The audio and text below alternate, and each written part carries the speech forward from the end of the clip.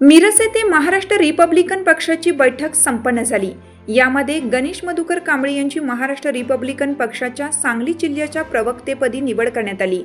तसेच महाराष्ट्र रिपब्लिकन पक्षाच्या मिरज शहर सरचिटणीसपदी लियाकत जमादार यांची निवड करण्यात आली। सदर निवडीचे पत्र महाराष्ट्र रिपब्लिकन पक्षाचे सांगली जिल्हाध्यक्ष महेंद्र गाडे यांनी दिले।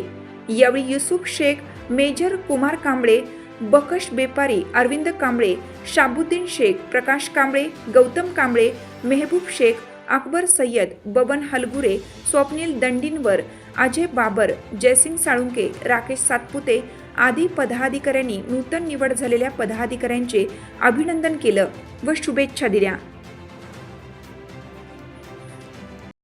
चालू घडामोडींचे अपडेट्स जाणून घेण्यासाठी आपल्या हिरकणी न्यूज चॅनलला सबस्क्राईब जरूर करा। लाईक करा, कमेंट करा आणि शेअर करा। बेल आयकॉनवर प्रेस करा आणि नोटिफिकेशन्स मिळवा।